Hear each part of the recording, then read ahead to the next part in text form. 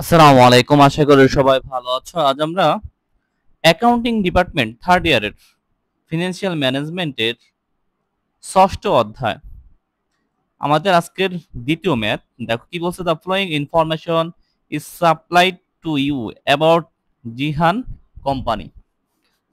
এখানে কি বলছে দেখো, উপরে যে উদ্দীপক দেওয়া আছে, আর্নিংস অফ দ্য কোম্পানি 15,000 কত 15 লক্ষ দেওয়া আছে, ডিভিডেন্ডস পেইড আছে 5 লক্ষ, নাম্বার অফ ইস্যু শেয়ার দেওয়া আছে কত 1 লক্ষ টাকা দেওয়া আছে, প্রাইস আর্নিং রেশিও আছে 10। হ্যাঁ, rate of return of investment দেওয়া আছে 15%। ডিটারমাইন দ্য কি market price of the share according to the Walter's model, অর্থাৎ অল্টার্স মডেলের মাধ্যমে আমাদের মার্কেট প্রাইস বের করা লাগবে। আচ্ছা,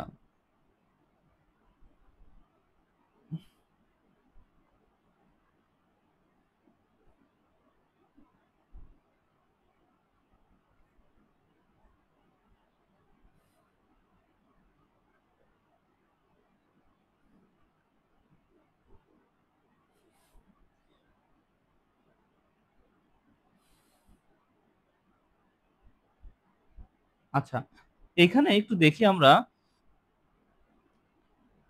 অল্টার্স অল্টার্স মডেলের সূত্র কি, পি জিরো সমান সমান ডি প্লাস আর ডিভাইডেড কে ই মাইনাস ডি, অর্থাৎ এখানে ডি দিয়ে ডেভিডেন্ড কি বোঝাচ্ছে, ডেভিডেন্ড বোঝাচ্ছে, ডিপিএস বোঝাচ্ছে, আর দিয়ে বোঝাচ্ছে রেট অফ রিটার্ন, আর দিয়ে বোঝাচ্ছে রেট অফ রিটার্ন, ই দিয়ে বোঝাচ্ছে ইপিএস মানে আর্নিং পার শেয়ার বোঝাচ্ছে, কে দিয়ে বোঝাচ্ছে cost of capital, cost of capital.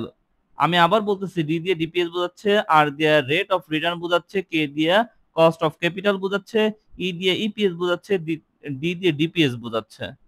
হ্যাঁ, আচ্ছা, এখন আমাদের এখানে একটু লক্ষ্য করি, ডি কোনোটার মানই দেওয়া নাই আমাদের, এখানে কোনোটার মানই দেওয়া নাই।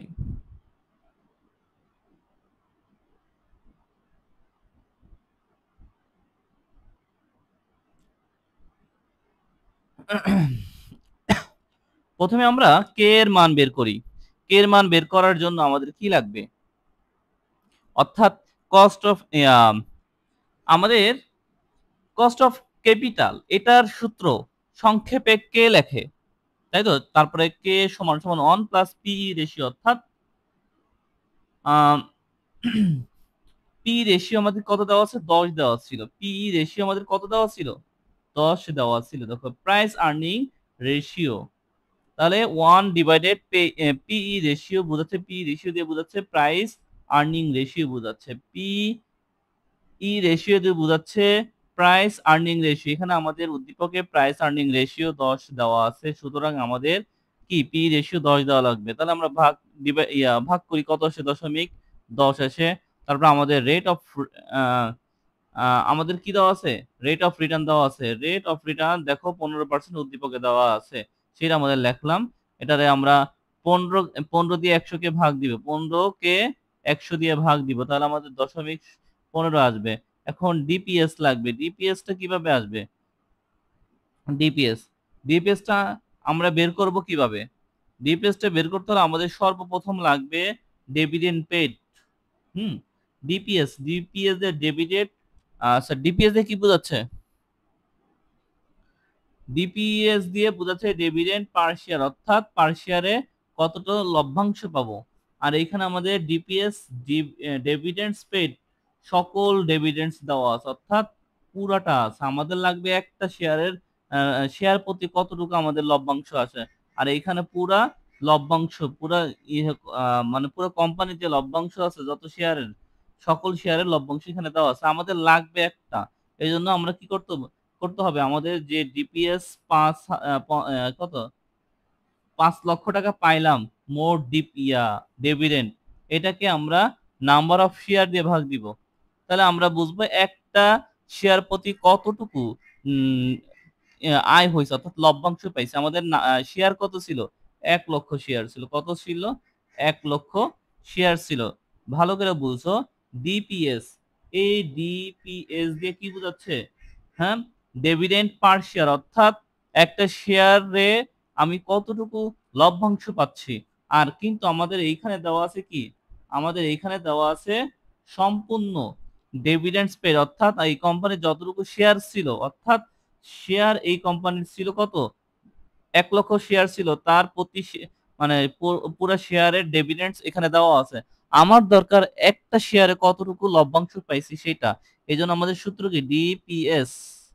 আমরা সর্বপ্রথম ডিভিডেন্ড পেড যেটা আছে সেটা আনবো, পুরো ডিভিডেন্ডটা নিয়ে আসবো যতটুকু আছে, আর যত শেয়ার আছে নাম্বার অফ শেয়ার নিয়ে আসবো, অর্থাৎ ডিভিডেন্ডকে, অর্থাৎ ডিভিডেন্ড পেড যতটুকু লেখা আছে এবং শেয়ার যা আছে ভাগ করলে আমাদের কত শেয়ার প্রতি ডিভিডেন্ড যা পাইছি সেটা চলে আসবে।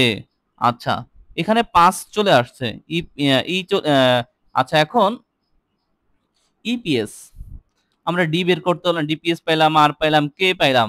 আমাদের লাগবে এখন ইপিএস, আর্নিং পার শেয়ার, মানে শেয়ার প্রতি আয়, মানে শেয়ার প্রতি কতটুকু আয় ছিল। দেখো একটা শেয়ারে আয় কতটুকু, একটা শেয়ার থেকে ইপিএস, ইপিএস দিব হচ্ছে আর্নিং পার শেয়ার, কতটুকু আয় আসছে আমাদের। দেখো কোম্পানিতে সর্ব আয় দেওয়া আছে কত, 15 লক্ষ টাকা দেওয়া আছে, যে একদম পুরো শেয়ারের মূল্য দেওয়া আছে। আচ্ছা, আমার দরকার একটা শেয়ারের আয়, আমার সব শেয়ারের আয় এখানে দরকার নাই। আচ্ছা, একটা শেয়ারের আয় বের করতে হলে আমরা সব শেয়ার মানে শেয়ারের যে আর্নিং সেটাকে আমরা ভাগ দিব শেয়ার দিয়া, পুরা শেয়ারের আর্নিংটা উপরে বসাবো এবং মোট শেয়ার সংখ্যা দিয়ে ভাগ দিলে আমরা পেয়ে যাচ্ছি ইপিএস, অর্থাৎ ইপিএস আর্নিং পার শেয়ার কত আসতেছে আমাদের ভাগ করার মাধ্যমে 15 আসতেছে। আচ্ছা, পরবর্তীতে আমরা এই যত কিছু পাইছি, ওয়াল্টার্স মডেলের যে সূত্র ছিল P0 সমান সমান ডি প্লাস আর ডিভাইডেড কে ই মাইনাস ডি ডিভাইডেড কে। আচ্ছা, এই সূত্রগুলি মানে এইখানে যা যা বলছে সকল কিছু আমরা এখানে নিয়ে আসছি, এই ক্যালকুলেশন করতে আমরা এগুলি সব ব্যবহার করব। ক্যালকুলেশন করো তোমরা, খাতা কলমে ক্যালকুলেশন করে দেখো 200 চলে আসবে।